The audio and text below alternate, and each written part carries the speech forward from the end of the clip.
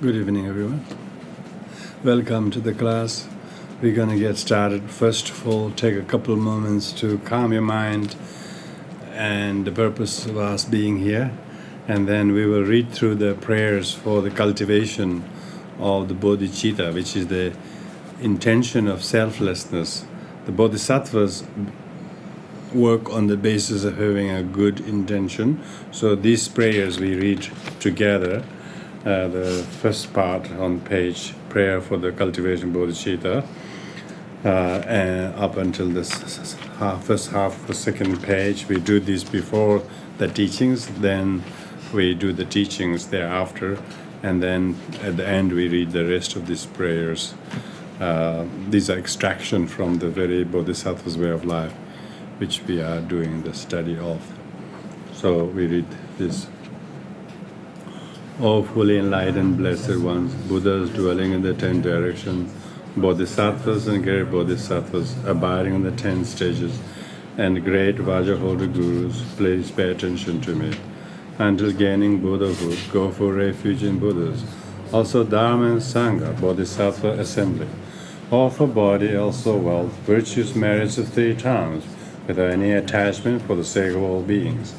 As also God as a past, give rise to bodhicitta, learn bodhisattva's precepts and train stages in accord. For the sake of all beings, I embrace bodhicitta, also learn to live by the precept stages in accord. O fully enlightened blessed ones, Buddhas dwelling in the 10 directions, bodhisattvas and great bodhisattvas abide in the 10 stages, and great Vajrahoda Gurus, please pay attention to me. Until gaining Buddhahood, go for refuge in Buddhas, also Dharma and Sangha, Bodhisattva assembly, offer also body, wealth, virtues, merits of 3 times, without any attachment for the sake of all beings, as also God as a past, give rise to bodhicitta, learn bodhisattva precepts, and train stages in accord. For the sake of all beings, I embrace bodhicitta, also learn to live by the precept stages in accord. O fully enlightened blessed ones, Buddhas dwelling in the 10 directions, Bodhisattvas and great Bodhisattvas abiding in the 10 stages, and great Vajrahoda Gurus, please pay attention to me. Until gaining Buddhahood, go for refuge in Buddha, also Dharma and Sangha, Bodhisattva assembly. Offer body, also wealth, virtues, merits of 3 times, without any attachment for the sake of all beings. As also God as the past, gave rise to bodhicitta, learn bodhisattva's precepts, and trained stages in accord. For the sake of all beings, I embrace bodhicitta, also learn to live by the precept stages in accord. Now I have reaped life's good fruit, for I have good human life. Born in race of the Buddhas, become indeed Buddha's child. I from now on out of course, whole legacy of this race, this faultless mendicant's race, will be never polluted. In the front of God in refuges, today invite all beings as my guests. Till they attain Sugata stages, may the gods and demigods rejoice. May the excellent bodhicitta take birth if he had not done so. Where it has been born, may it increase freely without degeneration. May I never part bodhicitta, engage in bodhisattva's conduct. Being guided bodhicitta's way, may I renounce all the evil deeds. In the heart of Bodhisattva's mind, intend to help welfare beings. Whatever are wishes of the Lord, may all sentient beings attain them. May all beings possess happiness. May they desire all the lower realms. Bodhisattvas abiding in the stages fulfill all prayers and their wishes. May they strive in all paramitas and never forget bodhicitta. May all obstacle correction, the misdeeds become complete in its purity. So, we are going through the 6th chapter of Bodhisattva's way of life. And this 6th chapter mainly concerns with practicing patience. And so we read last week the first 14 verses and mainly discussing the virtue of practicing patience by learning how to voluntarily accept suffering, giving meaning to sufferings. So how the suffering impels one to practice Dharma for those who really want to practice Bodhisattva's way of life. for those who shuns and pushes suffering away, they don't practice Dharma. They take action, they retaliate, and they do the very thing that makes things worse. So therefore, Shantideva argues, in verse 12, he argued that how suffering actually brings us to Dharma. And so we have to be patient with suffering, then only our own suffering will have a worth. Otherwise, it will perpetuate the very suffering. The impatient to suffering creates more suffering, because suffering is not a causeless problem, it's caused by one's impatience. If we practice patience, then whatever suffering we endured becomes useful. It teaches us to become strong and not to be intimidated by similar suffering later, because we've been there and have worked with it. And also it talks about how patience is for the purpose of liberation. Buddha's own enlightenment was his mastering the practice of patience, be it with the hot or cold or nature or whether it's weather or whether it's not having food or whether having no company or no enjoyment, whatever that it is, Buddha practiced, and that became cause of his liberation. He had to be patient with his body, with the heat, with the cold, and without having those difficulties, working for his liberation. Even liberation is liberation from impatience. So that's that argument in verse 13. And the verse 14, with which we finish, Shantideva encourages that patience is a virtue that gets better as you become familiarized. Everything is through familiarization. You get better at it. Any habit would have you.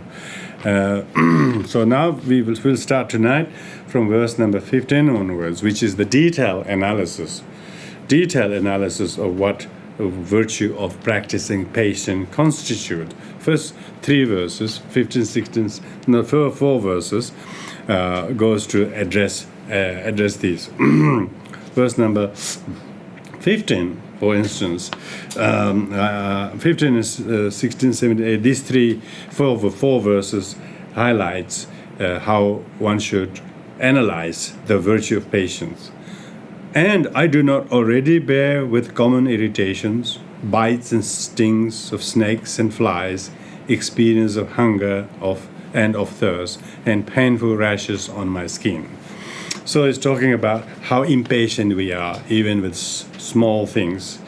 Common irritation, whether it's your body hurts or whether it's insect bites or whether it's due to whatever condition you are going through, whether you're hungry or whether you're thirsty. Like say, I just came out of a 2-day fasting retreat called Nyungne, and the practice of Nyungne constitute, not eating, not drinking at all for 2 days. So on the first day you have breakfast and lunch, but then you don't eat anything. On the second day you don't drink or eat anything. Then you observe complete silence, and then do about 9 hours of serious practice, 3 sessions plus 2-hour teachings. So during that, people actually feel hungry for food and drinks and so forth. And this experience of hunger, usually people straight up, they're so hungry they have to go in the kitchen and go. They would not practice patience with the hunger or thirst. The purpose of that practice is actually to endure the suffering there is in the hunger, but not knowing how many beings suffer every day without a meal, without a shelter. They have to go under the bridge. Even from there, people are chased away. Or somewhere else in somebody's backyard or somebody's little shed. People do that all the time. But we don't know that how much suffering there is just hungry for 40 hours. They call 40-hour famine is a good practice. People really realize how being able to be patient with some minor problems like fasting for 24 hours and then actually empowers us to know the sufferings of others, makes us becoming more patient and learn. So Shantideva therefore says how impatient we are. Heat and cold, wind and rain, sickness, prison, beatings, I'll not fret about such things. To do so only aggravates my trouble. So Shantideva talks to himself that I should not be impatient with the heat or cold, or whether it's the nature-made problems because it's windy or raining, or when you feel sick. You don't like being sick. Nobody likes being sick, but if one can practice patience, sickness might be the good practice to practice with. Because you don't have to have people to have to practice with. You have to have your own sickness to practice patience with. So he says sickness or even hardships, whatever you go through, I will not be frightened. I will not be intimidated by these. Because doing this only aggravates my own impatience and makes me even more irritable. So Shantideva is talking, he's analyzing that the more you are impatient, that much you irritate yourself more. But if I forbear the hardships and maybe the cold or heat you go through, it will change, You'll get better at it, and you become, because he said you can become familiarized with it, you can give meanings to the sufferings, you can learn to gain liberation from one's addiction to comfort of one particular, say, heat or cold. Instead of being so, not being able to cope with that, you just learn that this will pass. But there is a good cause for me to forbear these hardships. If one is able to talk to oneself and be patient, then he says that will be the actual practice of patience. Otherwise, it aggravates. So he says he can see that if you feed impatience, it only aggravates, means makes things worse. There are some whose bravery increases. Some people who live worldly life, when they do some hard job, there are some whose bravery increases at the sight of their own blood. Say maybe a person fighting in a sword fight or something. If the opponent is successful to cause a scratch on his skin, and then the actual good opponent, good fighter, feels that he should be more patient with that and be very skillful how he do not overreact and make things worse. While some lose all their strength and faint, other people, due to impatience, would completely become faint and lose their strength. And so even when some of the other person's blood they see, they faint, let alone their own blood. So it's talking about the strength, whether we have the strength to tolerate seeing hardships and not trembled by it, not agitated by it, saying there is a good cause, If somebody else's blood can faint us, then what would you do when your own body is injured? Bodhisattvas have to expose their body to be injured first. They'll shield others from being hurt or injured. They would rather use their body to shield because they rather see their body bleeding and not let that to shaken him. Why? Because he's brave. Bodhisattva means brave. Brave is the courageous one who doesn't give up on small things and remember the big cause. Remember his promise. Remember the big thing that he will overcome. And because of that, he uses the difficulties for a worth. It's a worthwhile cause. Every difficulty has a worth. Give a worth to the difficulty. And so, because of that, he's not going to faint by seeing somebody else get injured. Even he himself is injured. That's not going to tremble him. Why? He must remember the virtue of tolerance and this self-damage by intolerance or impatience. This results from how the mind is set. So this is his now Shantideva saying, whether you are patient or not impatient depends how your mind is set out to do, In steadfastness, if you have set your mind to do steadfast, then you will be able to not trembled by even yourself being injured by the opponent's attack. If you are going to set your mind to be the coward, then even hearing gunshot in the distance might make you to escape. You don't need to see anybody injured. Even the gunshot itself might be frightening enough to completely lose your heart. And so I'll scorn all injury and hardships. I'll disregard. So Shantideva was talking that I will disregard all such injuries in order to set one's mind to practice the steadfastness. Now, this could be personalized by oneself facing some situations where one is insulted or harmed by someone, and instead of thinking or justifying oneself to react or revenge or harm them back, one should learn to be steadfast, not to cause that once others doing anything has no power to injure you if you're a true Bodhisattva. That is actually the cause for your progress as a Bodhisattva. If you injure back, that totally violates the very promise you made. So that's why he's talking about whether your mind is set to be steadfast as a Bodhisattva or a completely un-Bodhisattva way of coward. So therefore, I will scorn all injuries and hardships, and I'll disregard. So he doesn't mind, because people have willingness to forbear hardships if they're interested in sports or recreation for nothing. They're willing to stay in the cold, go up late, climb rocks, and so on. They're willing to put their body in extreme danger. And they're quite capable of finding steadfast, quite capable to be patient with the weather and the nature or the opponents or the condition. They're quite willing to do that. So they call stamina training, they call endurance training, and they do leadership training, all sorts of these things. If it wasn't for the sake of to overcome someone's weaknesses, one will not be adopting these practices.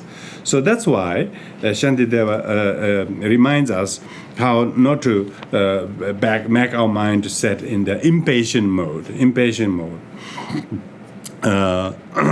So therefore, the best way to become very patient is elimination of our afflictions.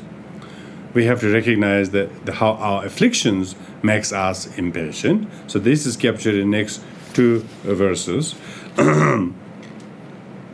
It says, when sorrows fall upon the wise, their minds remain serene and undisturbed. So this is talking about the virtue of patience, and only the wise are the ones who will be able to practice patience.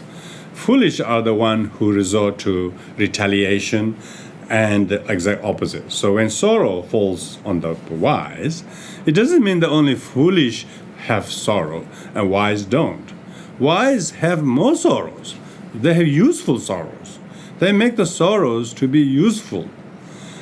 Foolish make the sorrow double by retaliating and overthrowing it.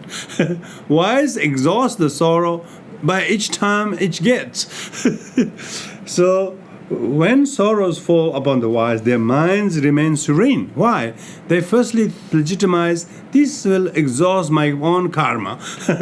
And the violence instigated by others. If I don't retaliate, even their violence will have been treated or remedied by non-violence.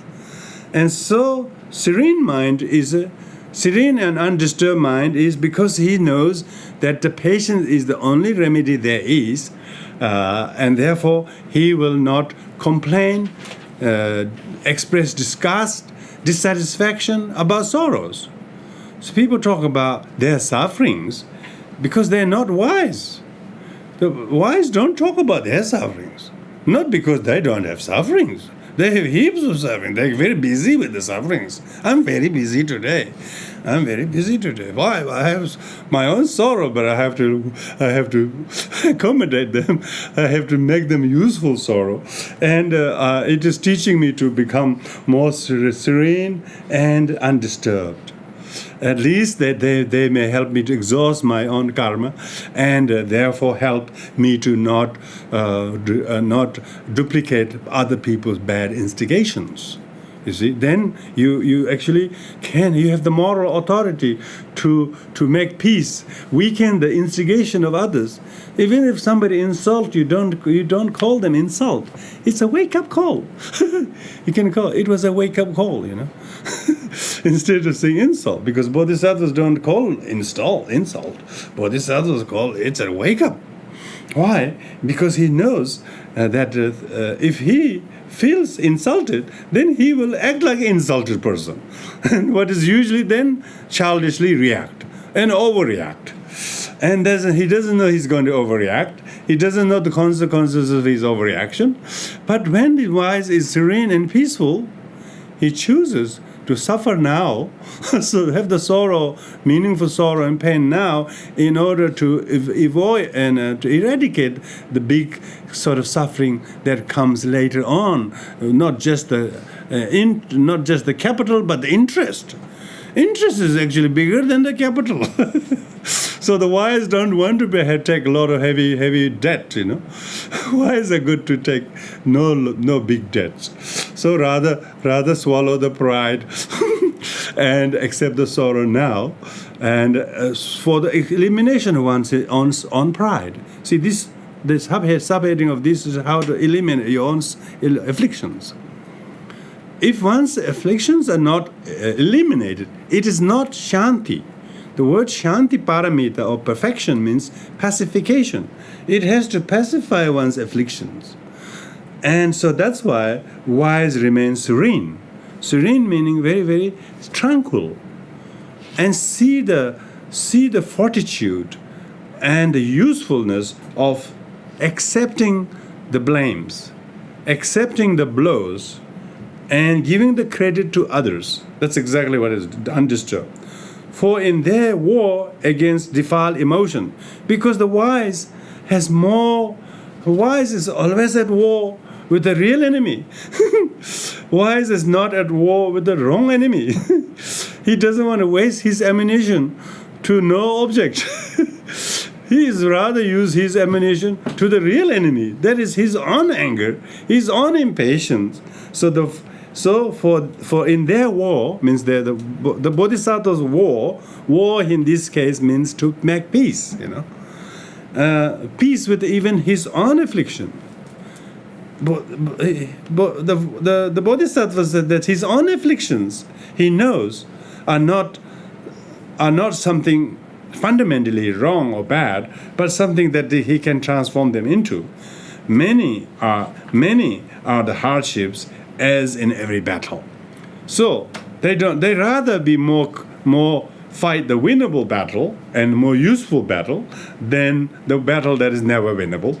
So because if one is able to overcome one's own affliction, that is much more realistic, meaningful, achievable.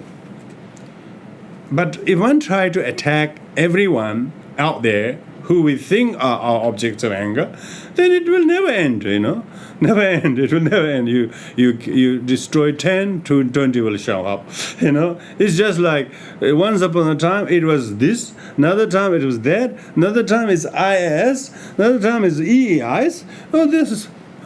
It will never end, Until one's own sort of anger and greed for power is actually curtailed, there will never be end of destroying any enemies out there. However much you use, it will never going to destroy. They will increase.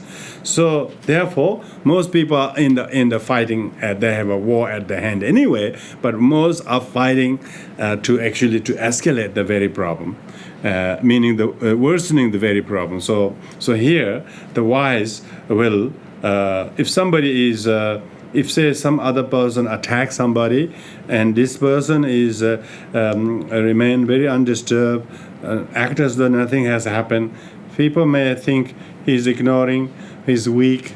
Lots of people misunderstanding patient with weakness, patient with admission.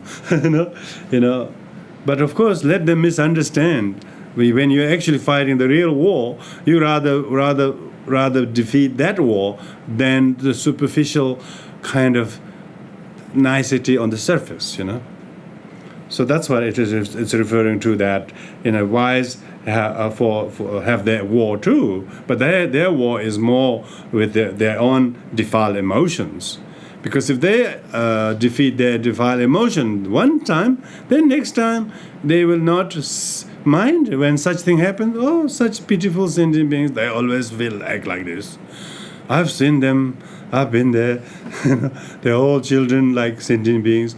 I couldn't be bothered try to punish them or try to blame them. It is my own emotion that I need to. And then one might have loving kindness this time, because previously one didn't resort to hatred. Now one, of course, no sign of hatred, but actually kindness. Actually, one has moral authority to forgive others. One can see the wisdom of forgiveness. One can actually practice tolerance, because it's much wiser to not retaliate, not duplicate the problem. It's much wiser to de-escalate the problem if you have the capacity to do so. And de-escalation is what really practice of make peace means. In order to de-escalate a conflict, usually one has to stop attacking. Have to give some days, weeks from the thought, a vicious thought of anger and resentment and worries and anxiety. One just give a break to those thoughts, focus on something else.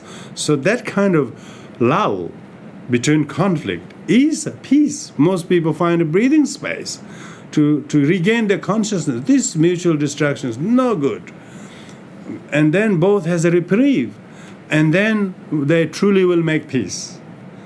If not one, other make peace, at least the wise one will make peace. Wise can accept blames and punishment. Why? Because he knows there is some karma there. Karma has to be exhausted by suffering, not by denying or being angry. They don't disappear by being angry or denying. They become useful by accepting. They become useful by accepting, and acceptance transforms us. Amazing. Acceptance transforms us and to become not so vulnerable and offendable, because it emboldens you and makes you very, very tough, and you're very strong. Why? Because you really have refuge now. You truly have refuge in the Dharma, because you're not resorting to so-called action. You're resorting to Dharma. You're turning to Dharma. When you turn to Dharma, you make peace with your own mind. And once you make peace with your mind, your perception of the so-called illusory enemy looks at objects of love or forgiveness, a pity, sadness. It's not as objects of that which is threatening us at all. The threat comes from our own ill will towards them. When ill will is unseated, who can harm us? One who has the ill will in their own mind, it is always conjures up in the mind. So therefore, it says that Bodhisattvas have a war against their own afflictions. And they wouldn't mind, they wouldn't complain about sufferings. It's the nature of samsara. Samsara is like that. Choice is not to come into it next time. Right now, there's no quick exit door. So therefore, one actually knows that the nature of samsara or suffering is incessant, means universal. The nature of the salty water is every sea water, not just here, not just in Bateman's Bay. Even in the Bahamas, even in the Gold Coast, the water is still salty. Looks pristine when you take photographs. When you try to drink it, it's not drinkable. So, therefore, one doesn't. If one is patient, how do you know? You don't complain as much. Really. Yeah? How does that link with renunciation? Giving up of ill will and renunciation. Well, renunciation is you renounce the object of your anger as object of anger. You see that as a simply objects of your own ill will. Your ill will is manifesting them. So therefore, if you distance from the person, then you might give out of sight, out of mind. So you might say you renounce something, and as a result of that, you don't have the same ill will towards the person.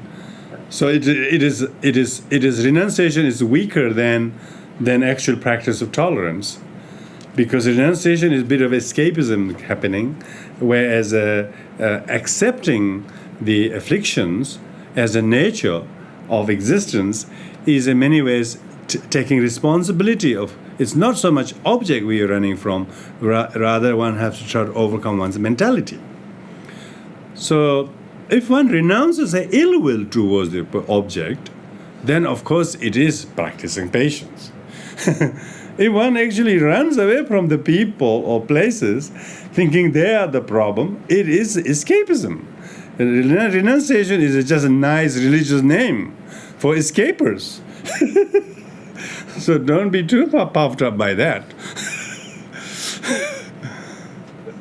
So the people even who renounce certain objects or places because they're out of sight, out of mind, when they're not with the object, they think they're a little bit more at peace. They think, but deep down they have to get rid of the hatred towards the object. If they don't get rid of the hatred, they will wherever they go, they will have that hatred manifesting into another object.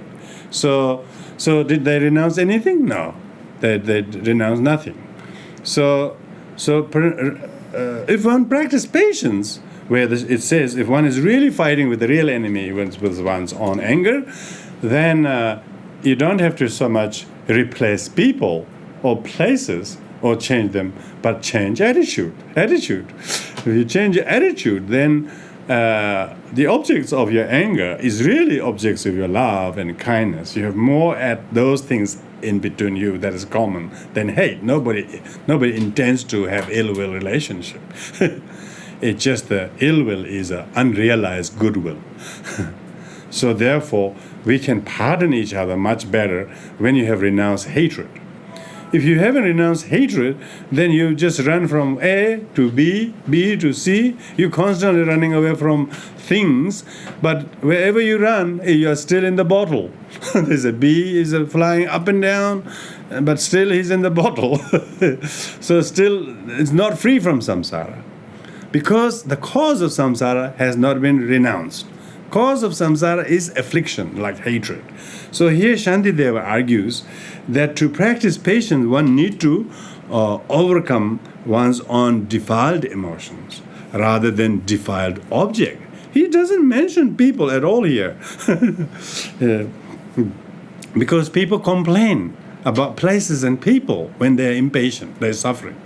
The Bodhisattvas don't complain about people or places because they know that is not at all the issue. The story is about their own mentality that they need to change.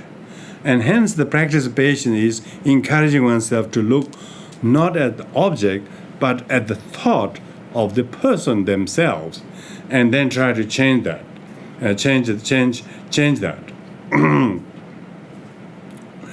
So if one is eliminating defilements by avoiding not becoming disturbed anymore, so this means that we have a chance to actually stay wise, because you may be able to eliminate some afflictions, because when you can unsit afflictions from your mind, then you don't see object to run away from. You don't. Thinking scorn of every pain and vanquishing such foes as hatred. Now, Shantideva was always talking about destructive emotions as what he has to work with rather than difficult people. Yeah. These are exploits of a conquering hero, Rest is slaying what is dead already. So if we try to attack people, we're just attacking dead people. So who's already dead by their own action. So we don't need to trample on dead body and think that we are winning. We should actually conquer the very, very enemy that is rebelling us is our own hatred. Our own restlessness, our own impatience are the thing. So therefore, be the real hero. Real hero is one who really fights with a strong enemy, not with a dead body. So all the people or things are actually like dead body. Don't call them their dead body, of course. They wouldn't like it. But the Bodhisattva shouldn't say you're dead body. I have to fight with my hatred. You are just dead body. Of course, don't say that. This is Bodhisattva's way of telling himself, don't fight with them. They can't harm you at all. You are harmed by your own paranoia about them. That's exactly what it's saying. Your paranoia about them is harm you more than actually them, So you're making them animated. You are animating the dead body by your own paranoia about them. This is really true, When one hasn't conquered one's own hatred, then one get paranoid as if someone is after us or doing this. Because of suspicion, they didn't do anything, but we think they are doing 10 million things. Mind which projects things, insecurity and fear and suspicion and attachment and craving can exaggerate. And so, therefore, why waste time in trying to defeat things that are not cause of harm to you? They are just objects to which your mind is paranoidly and projecting on the object. And so next verse 21 is how to positivize and see the qualities of suffering. He says suffering also has its worth. Buddha himself called suffering as noble truth of suffering. In Buddhism we don't have truth. We have truths, 4. We have no one truth. We have 4 truths. And first truth is noble truth of suffering. So suffering has a worth. Suffering has a worth.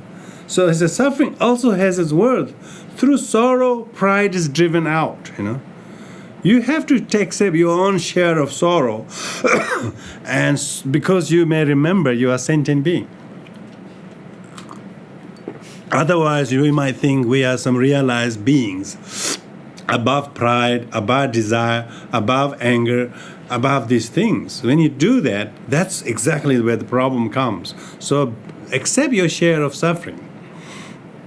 Even though you don't like to, yeah?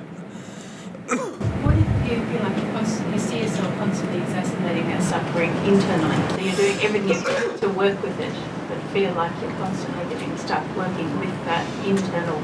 Exacerbating. Good. That is the very reason he says suffering has its worth, and particularly suffering that appears to be exacerbating is not the suffering of change that you want to change, it's suffering of sufferings.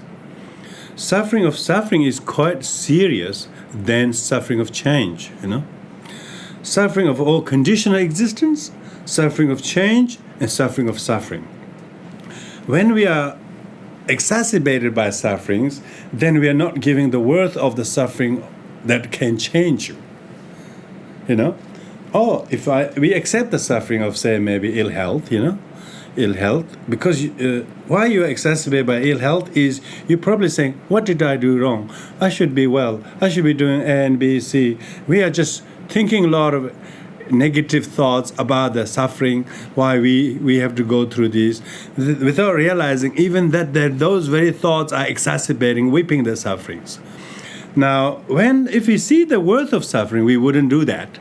We would say, oh, this suffering is a result of some unconscious action created in the past, but if I accept this suffering, it can exhaust my karma.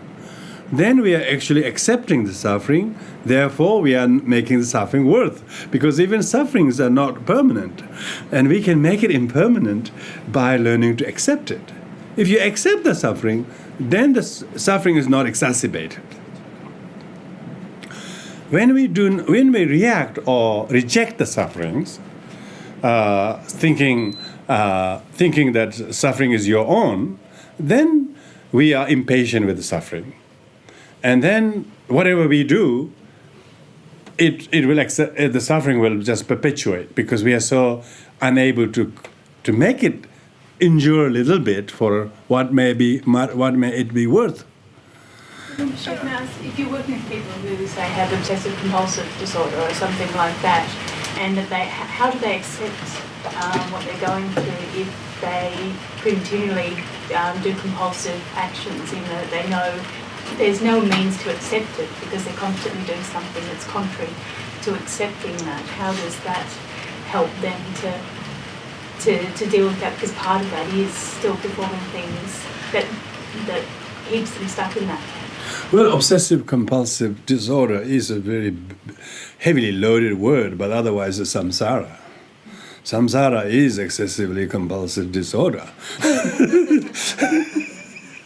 Just some milder form than the others.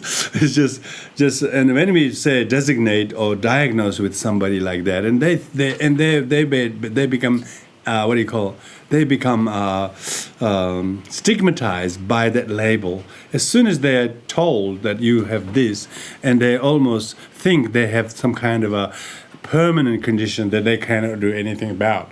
And sometimes that kind of pathological diagnosis, correct or otherwise, can cause more damage to the person, particularly when they say you have a permanent condition, without really explaining. Now, some of the various conditions with which they explain makes people feel as they are they are just cursed.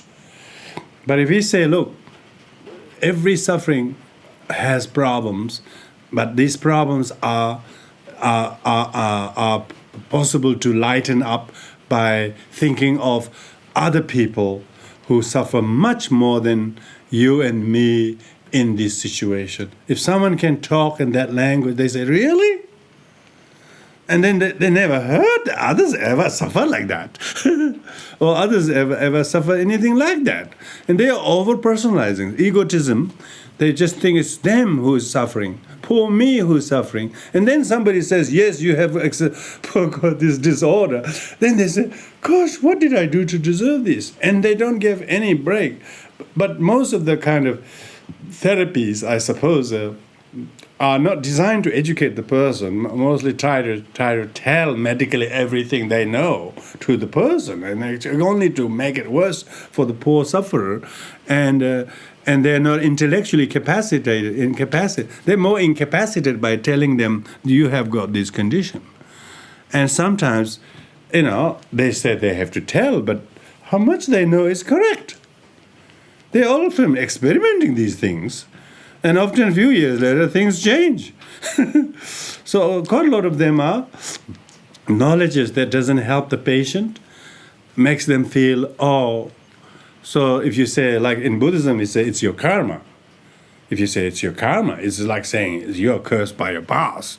You can't help anything. So that's why people find it difficult to accept karma, because it's like saying obsessive compulsive disorder, saying you have this compulsive disorder and you can't do anything about it. That's you. So that's why we have to learn the Buddhist theory that everything is impermanent. Yeah? Karma isn't some permanent kind of curse. Karma is changeable by your changing your attitude about your present health condition. Maybe it has some conditions. Sure, everybody got a condition. We are all conditioned by birth. That's pretty obsessive compulsive disorder. We can't stop birth. That's the problem. really quickly, just on what Sarah said about, so to speak, obsessive compulsive disorder.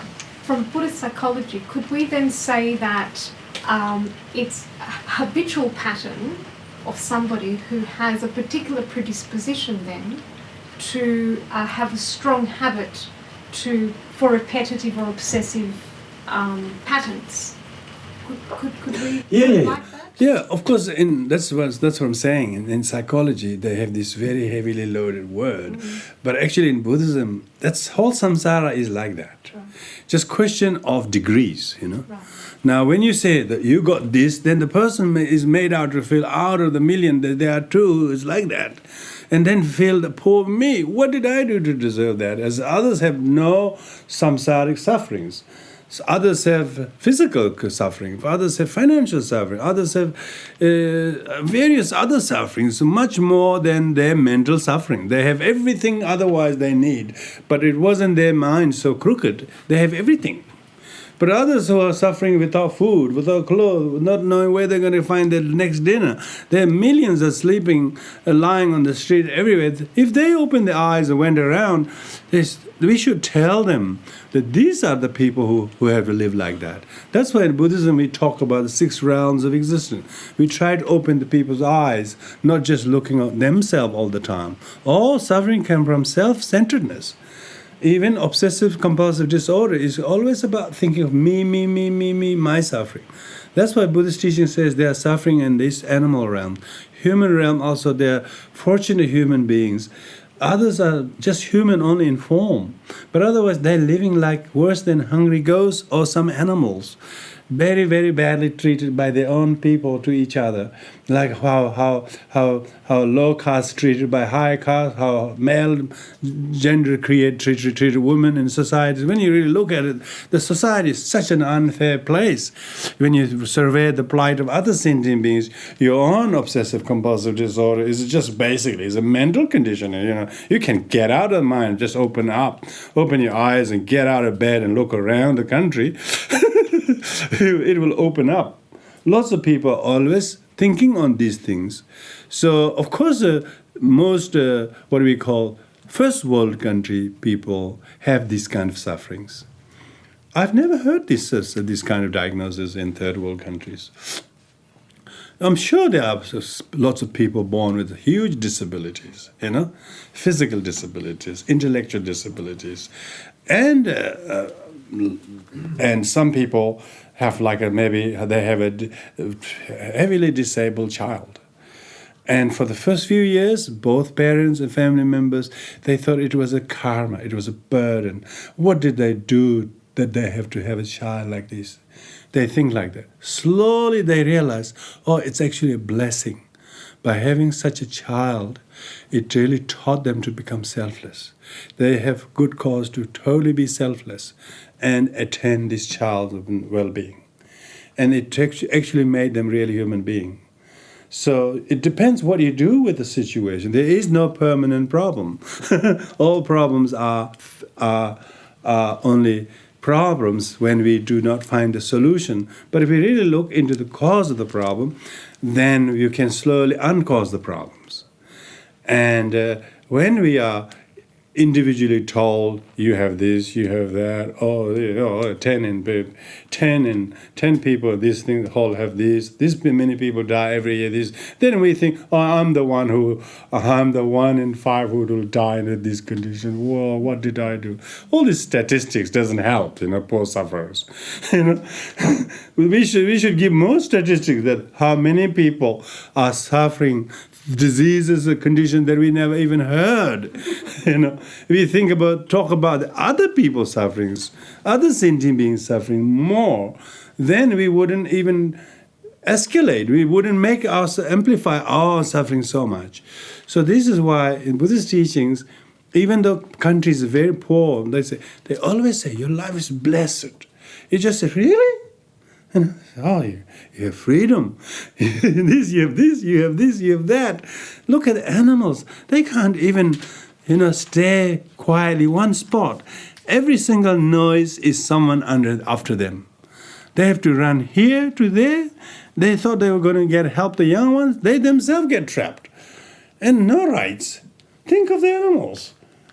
So there's a Buddhist teaching talks about think of the other plight of other unfortunate sentient beings in order to take the pressure off of what we are going through, Because a lot of the suffering are caused by putting too much spotlight on me and my life, why I'm have like this. And then people telling, oh, you got this condition, or you got this kind of biological, you have got this kind of mental disorder, or you got chemical imbalance. They tell us these things. Then people always think, they say, oh, there are so many people worse than like you. Yours, no problem. Go home. If they say that, deep down, of course, they have to give the treatment if they can.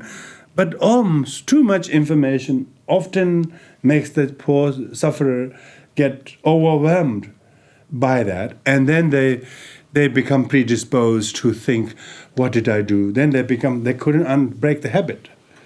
Whatever it is, whether drinking habit or drug habit or whatever habit they get to, they just run away. They try to run away from the real issue that they could actually resolve, whether it's heavy drug or whatever. They don't know how to do it.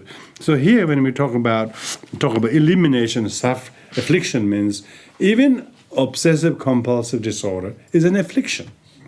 It's not a permanent disorder. Think that way.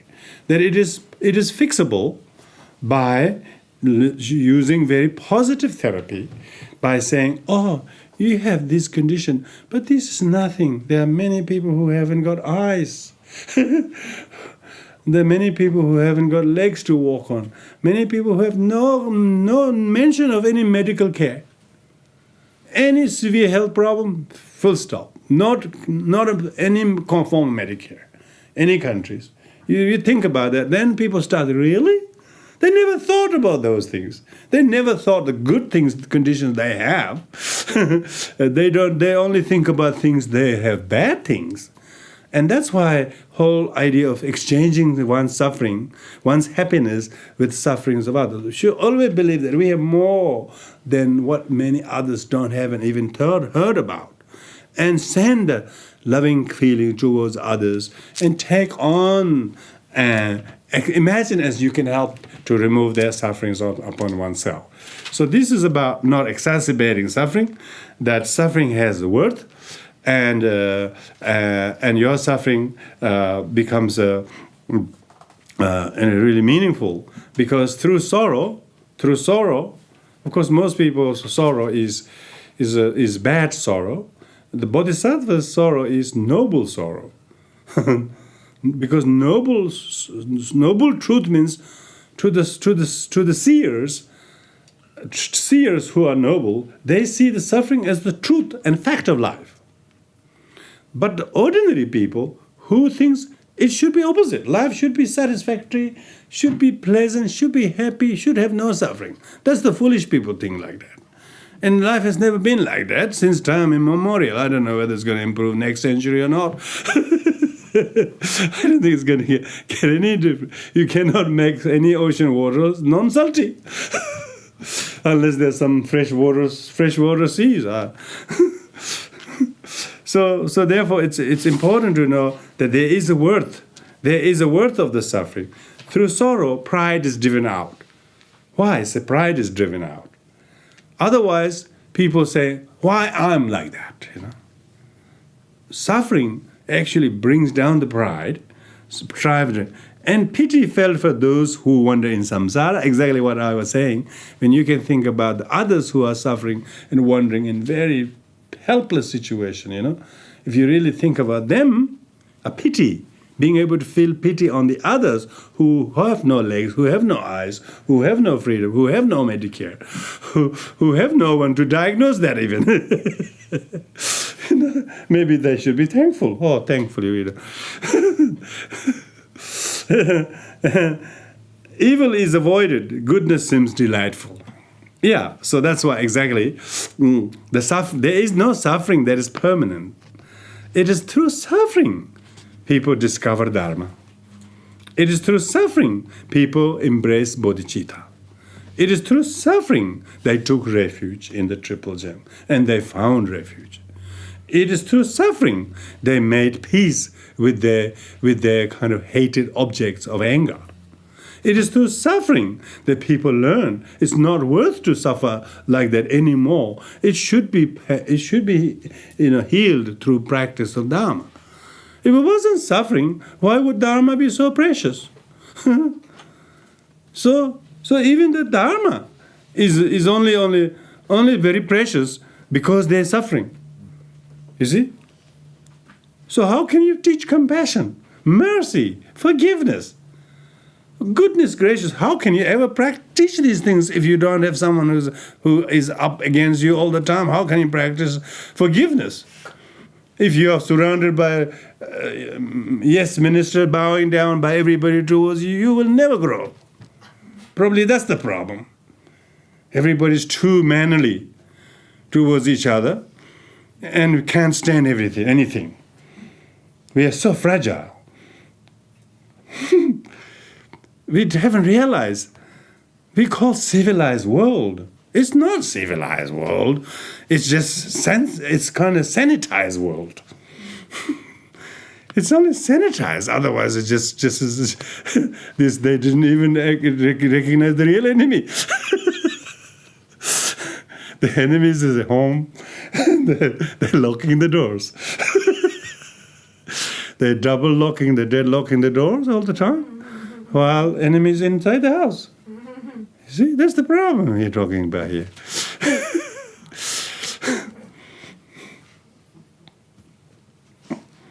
Who is stealing the wealth? Real happiness is not in the person inside the double-locked house. So what's the benefit of having the many locks? So completely unsecured. But one who actually understands, suffering of his become a catalyst to feel pity on others, whose suffering is 10, 20 times more unimaginable.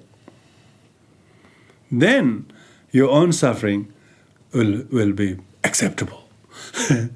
Acceptable, and then it will remedy your pride. You see, suffering remedies the pride. And we shouldn't idolize each other at all, saying, "Oh, she's been practicing 10 years. She shouldn't get angry. Oh, she shouldn't be like that." People idolize each other like that. We should still think, "Oh, they're still fighting. The war hasn't stopped. At least they're fighting with the real enemy." This time they're not putting double deadlock on the house. This time they have apprehended the smothering, the hot ember that's under this ash sitting there. That's going to really destroy the real house. So they have to put out the fire of ill will. They have really discovered the enemy, yeah? And evil is avoided, yeah. Then you will really be more cautious about your own brooding ill will and resentment. Then talking about how to attack, run away, escape, avoid, harm, retaliate, punish. Exactly what the foolish people do.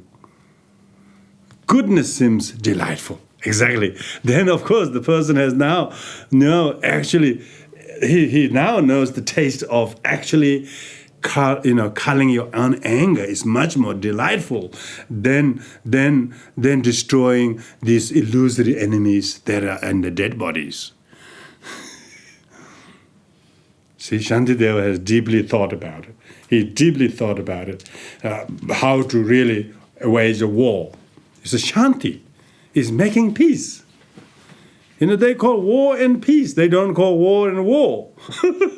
You don't make peace unless there's a war. So, how do you stop the cause of the war? That's exactly. Sure, it looks like enemies attacking from there. But what is they're attacking? Who is being attacked? If we are not attached to this dead body, this animated body, we're not attached to this animated body, who is attacking who anyway? Maybe we need somebody to attack. At least we might that we might discover. They're helping us to conquer. It's like someone helping you to conquer the real enemy. Oh, thank you. And they really thank this time, because this time they really were introduced to the real enemy. Previously, they were only attacking the assumed pseudo enemy, alleged pseudo enemies. They're just created. They're just mock. They're just the manifestation of our own undiscovered inner enemy within. So, goodness in taming that is more delightful than attacking the dead body, than attacking the evil that you think is somewhere out there. So now this moves to next level of seeing how we should practice patience with others, because others are not independent cause of suffering. So this is very important. I am not angry with my bile and other humours, fertile source of pain and suffering. Even if you think you are upset by them, you should be angry with your own bile. Oh, my kidney should be removed. This gives me too much trouble. We don't, because we know it's not independent. It's not independently caused by this. So why should I resent my fellow creatures, victim too of like conditions? So meaning that oneself and people are both dependent on other factors. So people did not independently behave to do that and harmed us. There were many other forces that was pushing them from all corners. They have emotional, they have physical, they have financial, they have social, they have health stress. They are pushed from all directions of storms of life's difficulties. So think about that, and then you will think kindly of them. Otherwise, you think they are doing independently this to me. They are suffering, they are sick, they're old, they're poor, they're not with themselves. They have 20 million other factors that are basically sucking them. Think about that. Then you will think they're not acting independently to harm me or do this. They don't even know they're doing that to you, let alone think they're harming us. It's our mind that fails to see many other interdependent factors. So I call these, use the positive interdependence rather than negative interdependence. Using positive interdependence is, if you start seeing like that they are not independent cause of suffering, they have multitude of other factors pushing them worse situation than we think they are. Their suffering is more senior than ours. Does that give us some kind of delight? No, it pities us. They're aged, they're frailed, they're defeated by the suffering before we were even able to walk and crawl. If you keep on particular examples, you start thinking like your elders in the families, then you start having, oh, they suffer more because of me. And now I'm not able to take on anything. So you use positive interdependent origination. Positive interdependent origination. And so doing, and why should I resent my fellow creatures when they themselves have no independence, no freedom to do anything differently, when they are compelled by their own people or other conditions that they have no power to stop themselves impinged by it. So then we see that we just too near them. That's the problem. If we were like him or her, no problem. But because we are too near karmically or emotionally or whatever, so if we have some good things, probably it came from them too. Why you're not celebrating about that? Why you're only whinging on few things that we think is to do with them? How about all the other things, the good things that you have in life that you don't give credit to? So practice positive interdependence. Feel pity on them. See? Now this will be This will now calm your mind. This will bring some tranquility in your mind, and because it will stop the ill will and other bashing, other blaming, and self-blaming as well. Amazing. Shantideva is helping us to think like this. There is a lot of mental agility.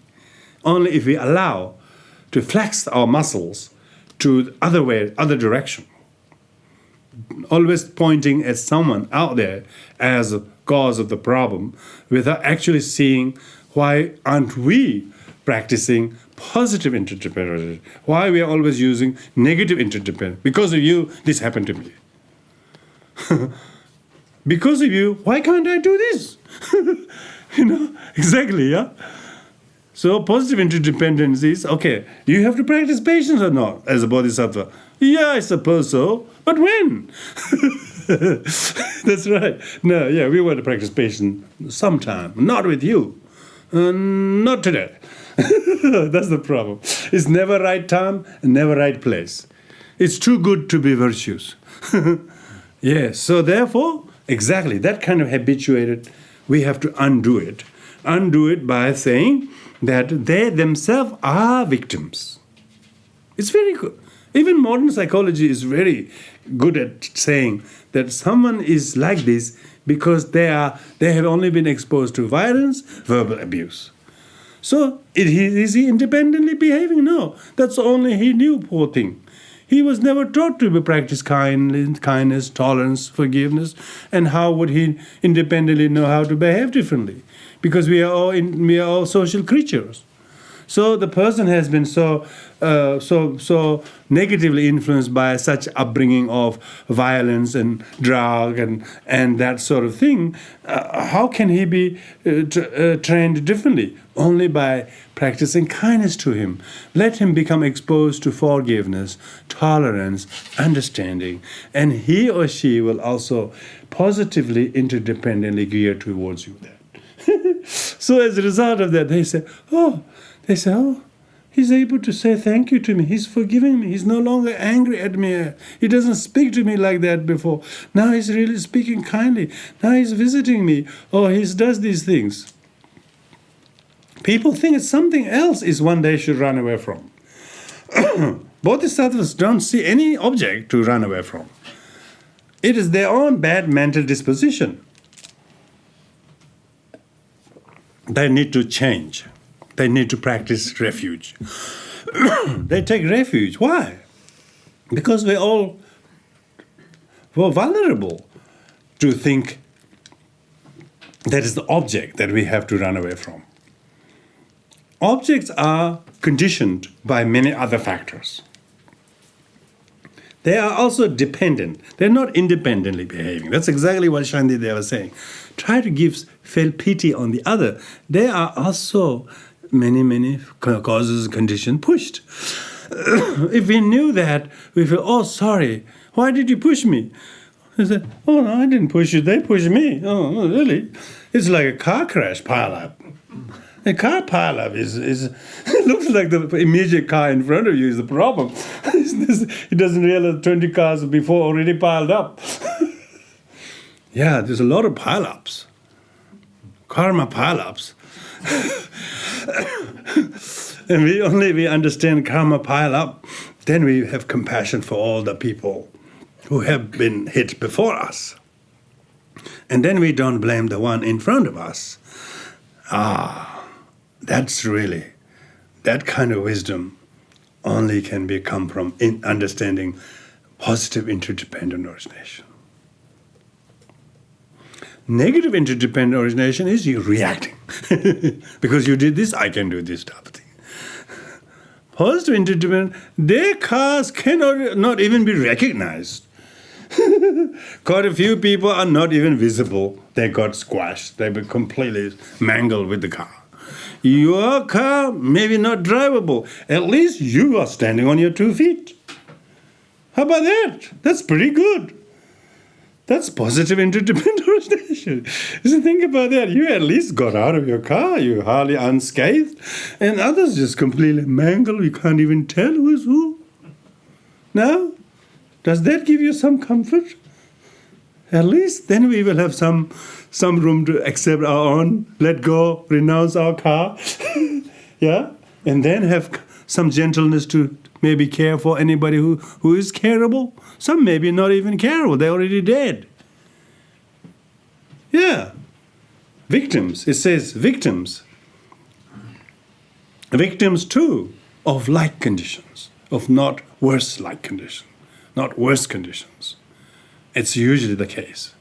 Usually the case. When Buddha forgave Angulimala, the very notorious mass murderer, he forgave him knowing the Angulimala were blamed by society for killing 999 people. But he was completely forced by other conditions to do what he was doing. He was misguided by some other people that made him to do that. Buddha had can foresee the knowledge that poor him, he himself was pushed by many causes and conditions. So Buddha forgive him because his Angulimala did not independently act. And so this is why, unlike other religious traditions, you should practice patience or saying that's because it's God's order or something. Or because you have to be a good Buddhist or something. No. Buddhism says, no, unless you have understanding of interdependent origination, there's no benefit believing in Buddha and then practice patience, then resentfully. But if you understand all of interdependent origination, you are intellectually fit to practice. You actually see, and then you're not trying to be giving a favor to somebody. You're not trying to be a nice person for the day. It is so enlightening to be doing that. It is just like being alive. It's like being educated ment to ment, really. If you have any education, you can bolster that with this education, and then you can gold plate the certificate. You can gold plate the certificate and say, I'm really educated today. Until we are able to understand law of interdependent origination, we always blaming somebody. Always think they are the one fault, make me suffer like this. Bodhisattva's way of life practitioner cannot do that. Must understand dependent origination. This is exactly what Shantideva's argument is, that you have to practice patience with others who lack independence, who have no freedom, who are pushed by their own karma and set of many, many circumstances. They are beyond their control. Come on, please think about that. When you do that, you then disassociate the person's action from the person, the person's action as culmination of many other factors, then the person is retrievable as a friend. All those bad causes and conditions are a collective, the pile up, or whatever that nearness of every driver was to next to the other car. So they all forgot how to keep a distance from the guy in the front, and even you did, the guy behind didn't. So, but if you weren't there, that probably wouldn't have happened either. So you actually see the interdependent origination of all things, and therefore one is able to practice patience by understanding the others lack independence. So karma, affliction, bad set of circumstances, maybe just whatever the causes and conditions are beyond the person's ability to do anything. If you practice patience, then your participation is not caused by, will not have resentment. That will be educated. It just completely love, compassion, and with wisdom. You can discern with wisdom why beings are like that. And then everyone is objects of pity. No one is objects of... usually when people are impatient, they wanted to kill these to rescue two people. And this was the point of it all. Everyone is objects of compassion, for they know not. For they do not have independence. For they do not know the things happen due to interdependent originations. So when a practitioner is able to think like this, victims too of like conditions. Alas, I was about to think they behave independently. they too were forced by many other factors. Alas, they're like me in the same boat. See, now meditator is thinking, and now he's really thinking. Now his mind is really working, and he's seeing the plight of sentient beings. Now he's not going to exacerbate the suffering. He's going to de-escalate the sufferings by developing compassion to those who we thought was previously behave independently or intentionally or calculatively. Yeah? The person actually didn't know what they did at all, let alone to whom. But yet we think they did intentionally, calculatively, premeditated, I call it. Some may look like premeditated because people behave vindictively, like landmines or whatever. Those people put those things. They deliberately hide those things so that the enemy who come will be blown away. That they are that kind of premeditated kind of human behavior. They definitely are their cases, but still they too are pushed by many other factors. So that is overview of that how the other person lack independence. It's very important.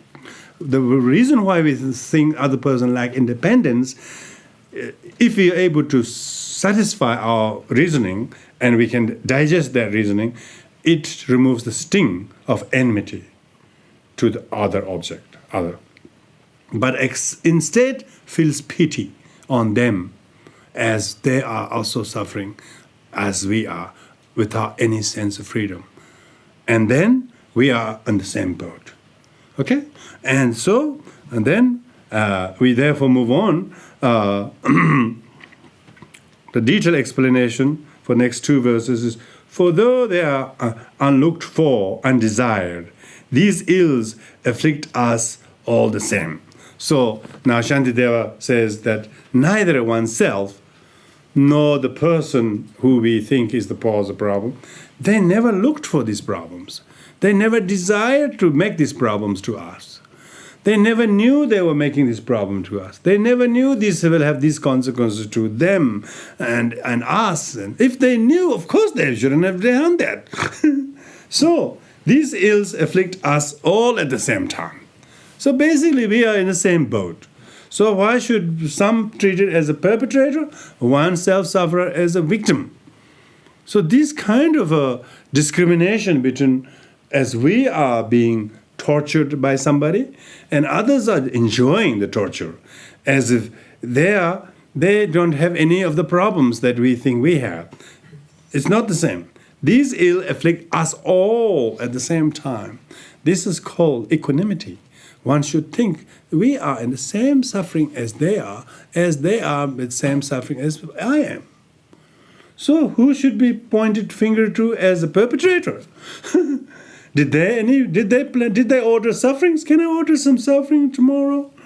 Can I order some suffering with this person in the next 5 years? No, nobody did that. So undesired, unlooked for. As much as we are. We probably order happiness. We probably order all sorts of things. But maybe they also order happiness. They say, satisfaction or successful life or whatever. But did either of them get what they asked? No. Did they desire what they're going through? No. Why? They lack independence because of this ferocity of the law of karma and affliction. And likewise, though unwanted and unsought, defilements nonetheless are quick to come. So don't think it's only you, or don't think only it's she who is like that. It's same. It's just question is which defilement is in him, which defilement is in you. Both are equally defiled. So he says, defilements nonetheless are quick to come. Even though it's not sought by you or not sought by them, both, one is arrogant, other is aggressive. Simple as that. So both are equally. So it's whether you're beaten by the white dog or red dog, does it make any difference? Is a white dog bite is more holier than that?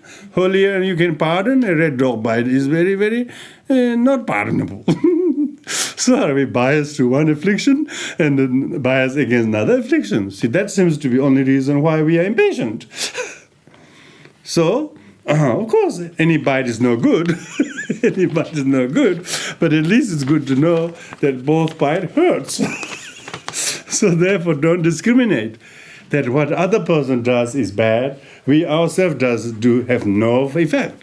It both are operated under the influence of the affliction. So whose defilements is punishable and whose isn't? Shantideva is challenging. Of course, he's not telling us. He's just thinking to himself in this manner. He's never thinking, I will be angry. Now I will be angry. Did we say, tomorrow I will be angry? This evening I'll be angry. We never think like that. People are impulsively caught up in anger. They never intend to be angry, yet they're caught up in just that. They want to be kind. They want to recite Om Mani Padme Hum to practice compassion. But it's not coming. Where it needs, not coming. It's just a lip service. Om Mani Padme Hum, Mani Padme Hum, Mani Padme Hum. But that's about it. But where one has to be kind, we are not able to speak kind words. If we just recite Om Mani Padme Hum, that will be good. But that also we don't do.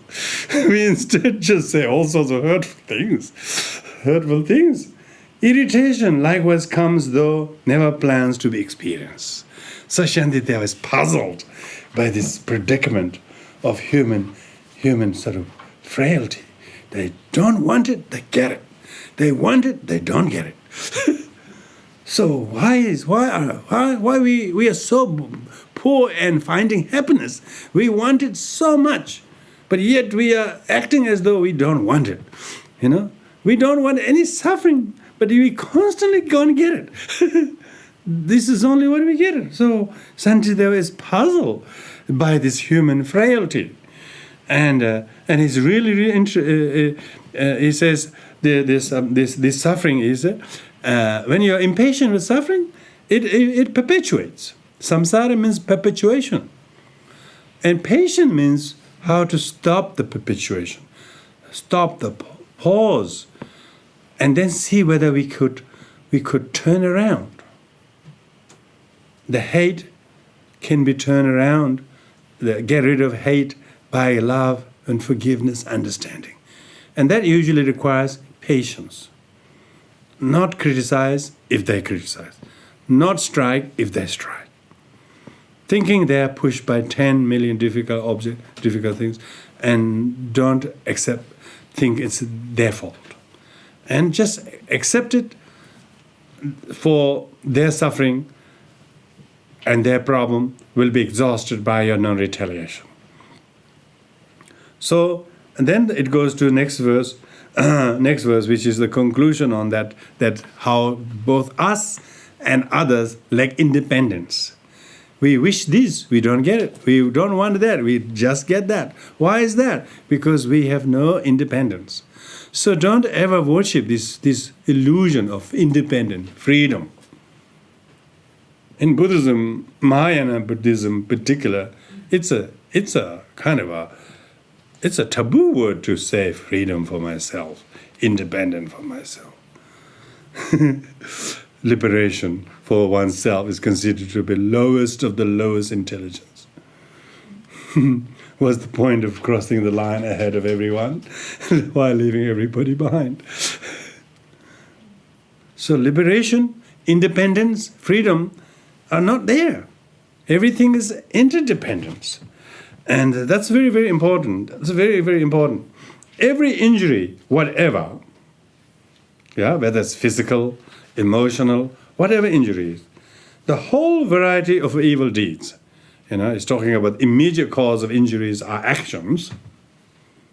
If you are hurt by something, people say he hit me or he said this to me, what they did to us. So the whole variety of evil deeds is brought about by circumstances. Even the person's action which harmed you directly is caused by circumstances that he or she is beyond control.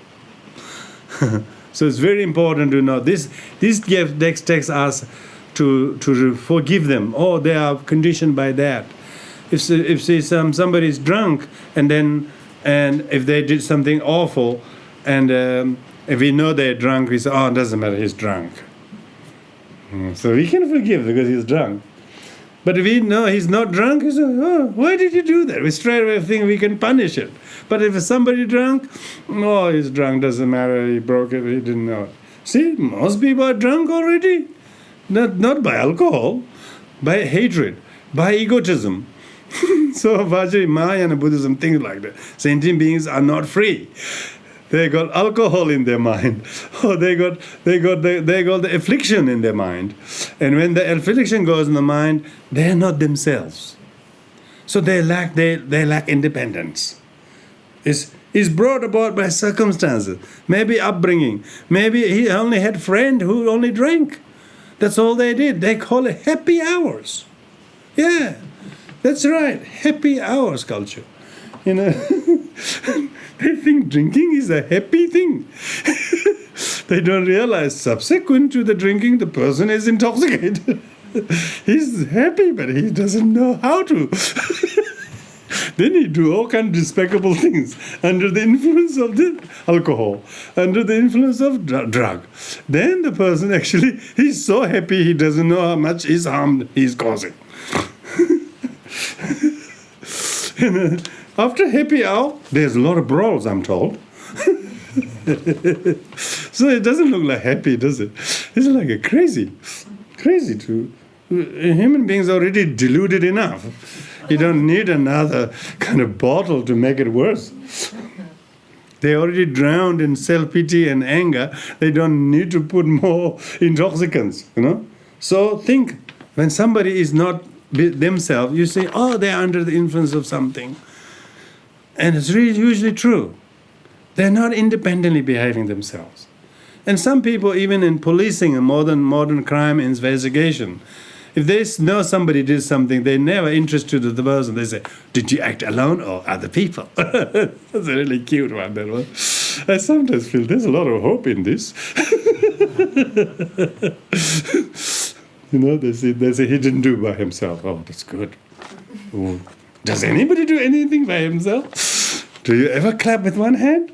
You try to, but that's right.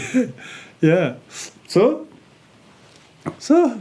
what is the other hand? Who played the other hand's role that does the clapping? We are often the other hand. So when we don't clap, how far could the other hand come to us? If we remove out of that condition, the universe is infinite. You can just move out of that space, please. It would not clap.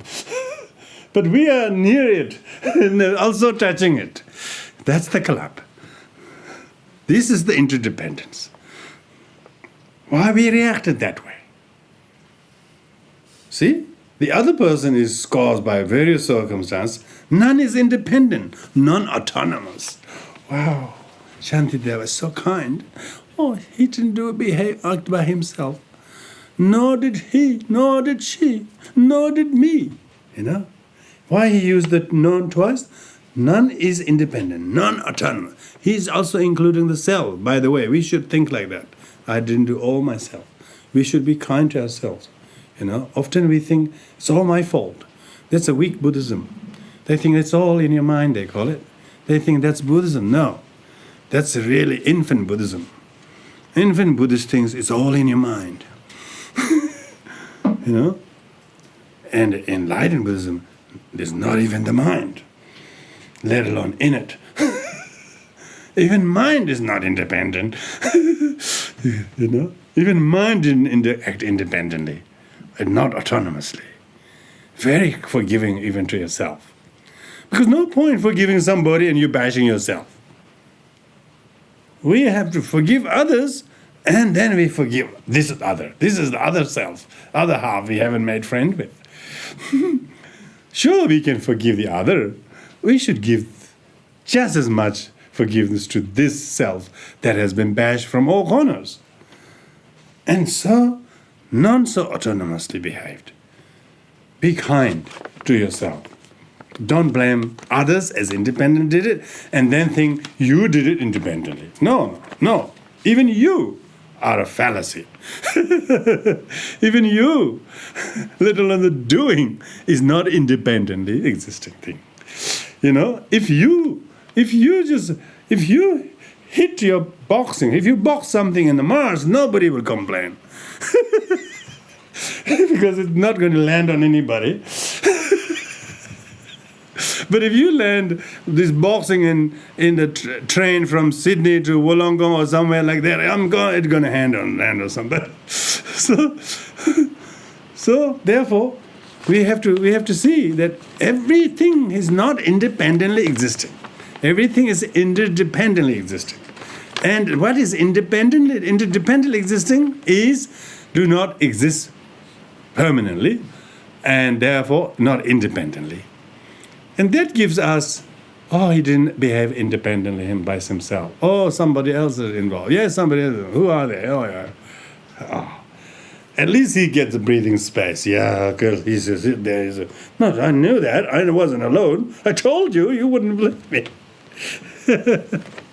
You know, most people find a little bit of sort of a breathing space. You know, that is patience. He didn't do all in all. He didn't do independently. When you have that thought, you are starting to make peace. You're starting to remove the enmity and vengeance and vindictiveness, and not the same degree of resentment is there. There's not the same degree of resentment there. Why? You intelligibly reasoned it. You know, nobody told you should be patient. They say you should practice. You should know why you practice patience.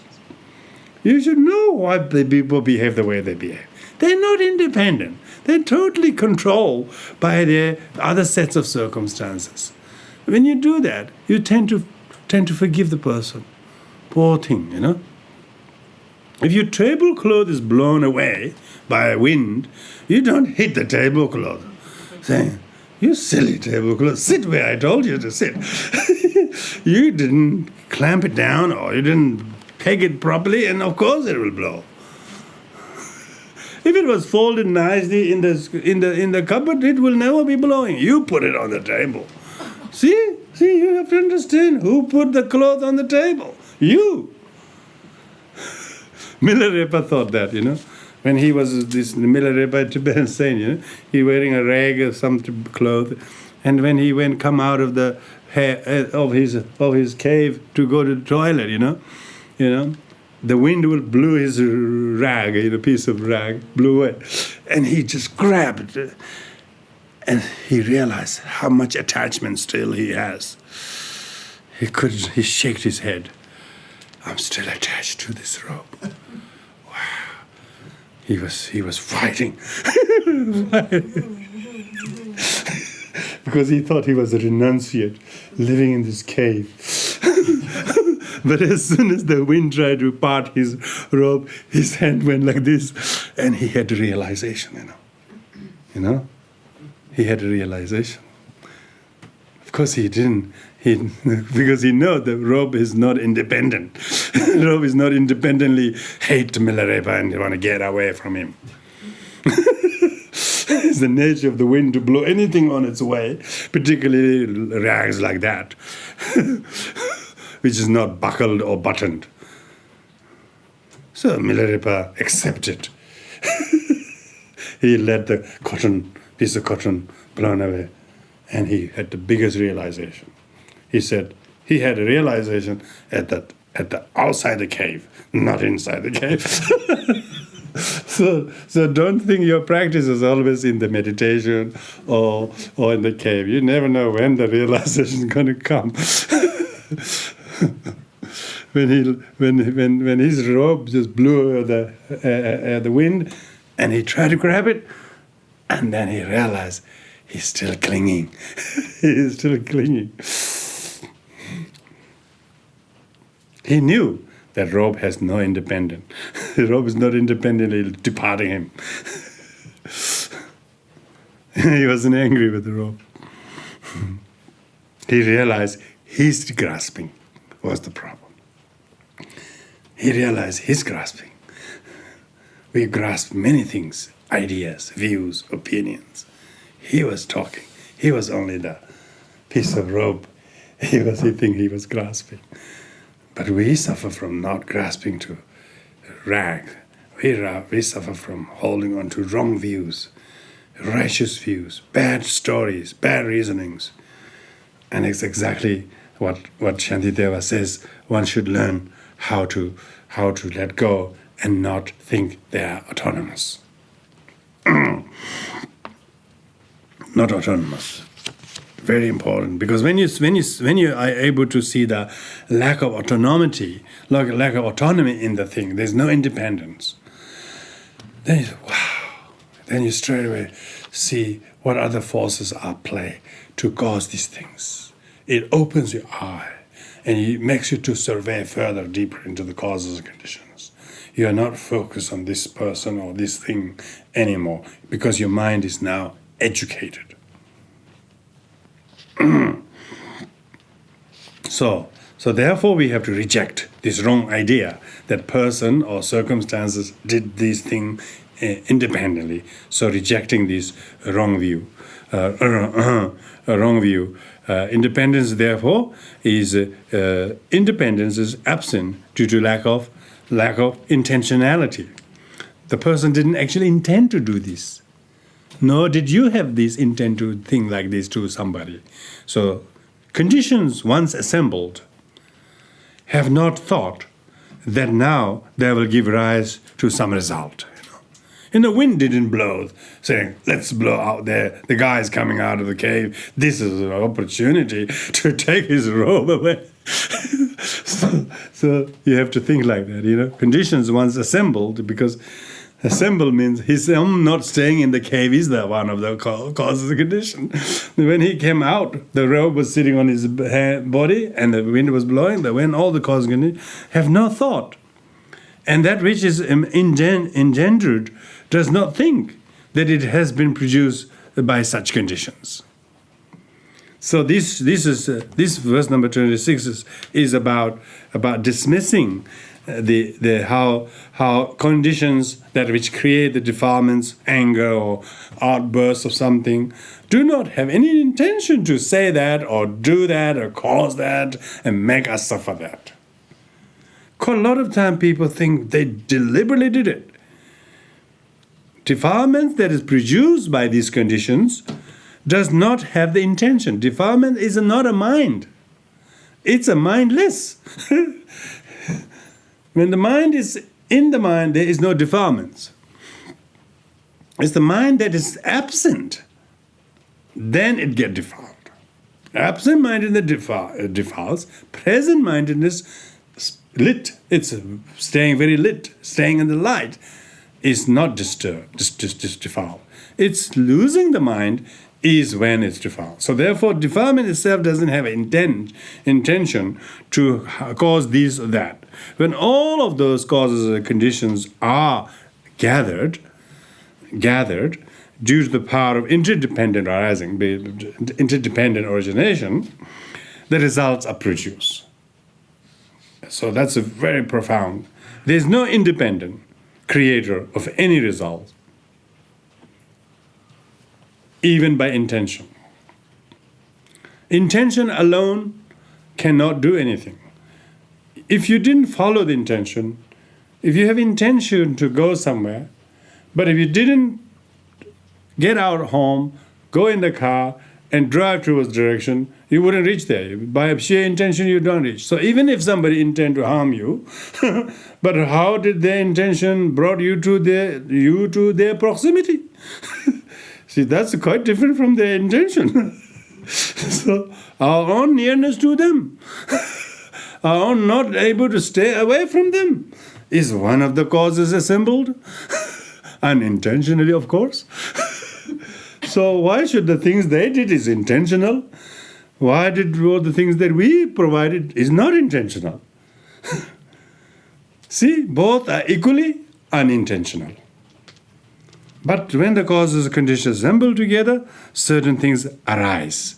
This is very important to accept that the suffering or the affliction or the person are not free of those, not independently had the intention to do this, to harm this, you know.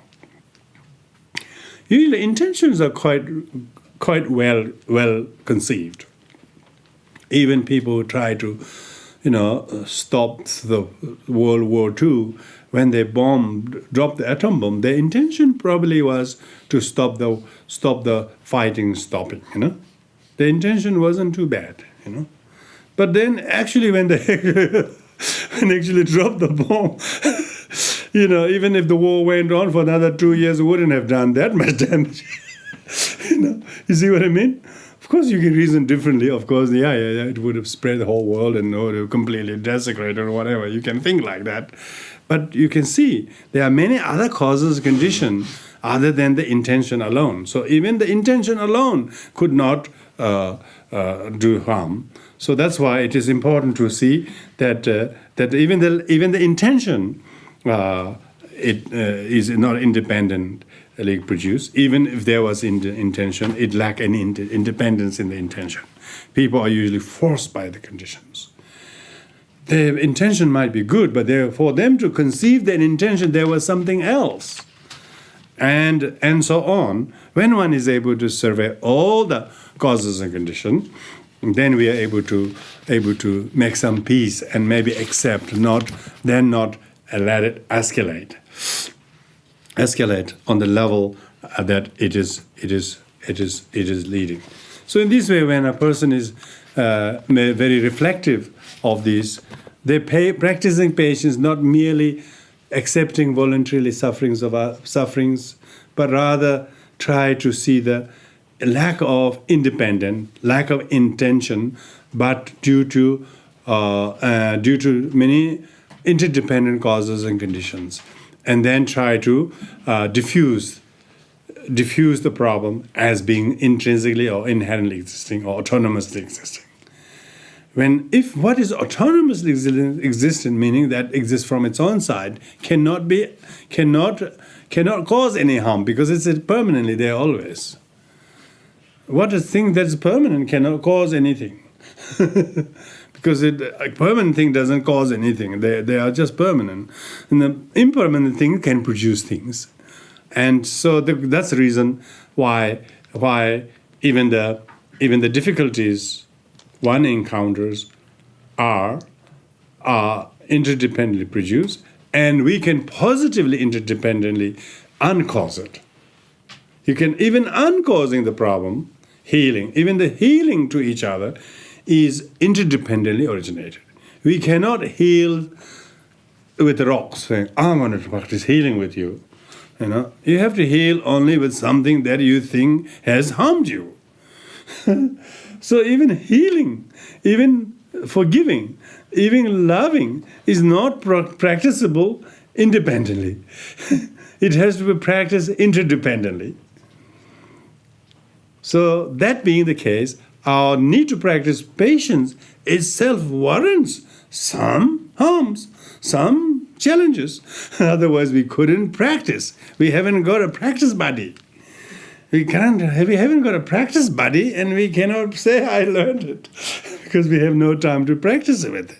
So therefore, all the difficulties that we encounter must be received for the higher purposes of empowering us to not to be intimidated by one's own affliction next time, and don't attack the not so key causes of the problem, but try to really discover that this unknowing, the fallacy of not knowing actual cause of suffering, is what one really needs to overcome. So with this in mind, Shantideva suggests to meditate on the law of interdependent origination in remedying the problem of impatience. So we'll now conclude here and read through the rest of the extracted reading from Shantideva's that text on page 2. He stopped at verse number 26. In the spiritual energy that relieves the anguish of being in misery and places depressed beings in eternal joy, I lift up my heart and rejoice. In the goodness producing illumination, I lift up my heart and rejoice. I rejoice in the beings who have gained eternal liberation from suffering. And I rejoice in those attained to Buddhahood, as well as in their offering, noble Bodhisattvas. In the ocean-like virtue of the body-mind that brings joy to all beings, and in accomplishing the well-being of others, I lift up my heart and rejoice. To the Buddhas of the 10 directions, I join my hands in respect. Let blaze the light of Dharma's truth for the beings lost in darkness. To the Buddhas considering parinirvana, I join my hands in prayer. Do not abandon the beings in sorrow, but remain and teach for countless ages. May any spiritual energy thus generated by my devotion to the enlightened ones be dedicated to dispelling the misery of living beings without exception. As long as disease afflicts living beings, may I be the doctor, the medicine, and also the nurse who restore them to health. May I fall as rain to increase the harvest that must feed living beings. And in ages of dire famine, may I myself serve as food and drink. May I be an unending treasury for those desperate and forlorn. May I manifest as what they require and wish to have near them. My body, every possession, and all goodness, past, present, and future, without remorse I dedicate to the well-being of the world. Suffering is transcended by total surrender, and the mind attains to nirvana. As one day all must be given up, why not dedicate it now to universal happiness? My bodily powers I dedicate to the well-being of all that lives. Should anyone wish to kill, abuse, or beat me, the responsibility is purely their own. Should anyone wish to ridicule me and make me an object of zest and scorn, why should I possibly care if I have dedicated myself to others? Let them do as they wish with me, so long as they do not harm them. No one encounters me ever being in significant contact. Regardless whether those whom I meet respond towards me with anger or faith, may the mere effect of our meeting contribute to fulfillment of their wishes. May the slander, harm, and all forms of abuse that anyone should direct towards me act as a cause for their enlightenment. May I be protector to the helpless, guide to those traveling the path, a boat to those wishing to cross over, or a bridge or a raft. May I be land for those requiring it, a lamp for those in darkness. May I be home for the homeless and a servant for the world. In order to fulfill the needs of beings, may I be a magic gem in an inexhaustible vase, mystic spell, cure all medicine, and wish-granting tree. May I act as earthly, mighty earth, or mighty tree, open the skies, to support and provide the space whereby I and all others may grow. Until every being afflicted by pain has reached nirvana's shore, may I serve only as a condition that encourages progress and joy.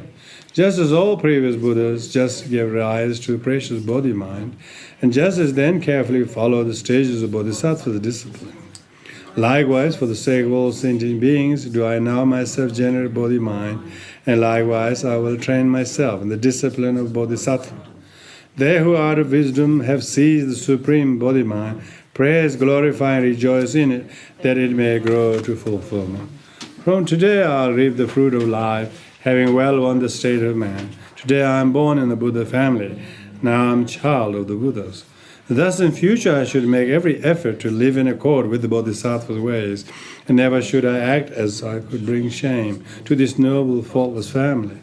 Like a blind man fumbling in a garbage happens to find rare, precious gem, likewise I have discovered the jewel of the precious body-mind.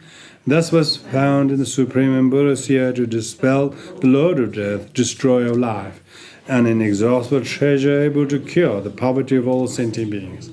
In the highest of medicine to quell the ills of the living, and it is tree giving shade to those wandering in the path of life. It is a strong and mighty bridge by which beings can cross from misery, and is a moon to shine in the mind to clear away the pains of delusion. The body-mind is a great radiant sun to disperse the darkness unknowing, and it is the very essence of butter gained from churning the milk of Tao. For all guests on the road of life, who would act with every substance of joy? Here is the actual seed of true happiness, a veritable feast to satiate the world.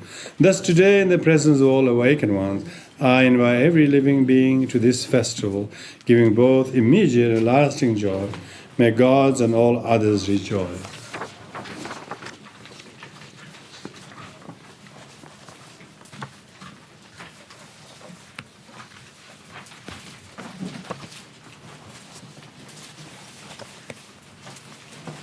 Thank you, everyone.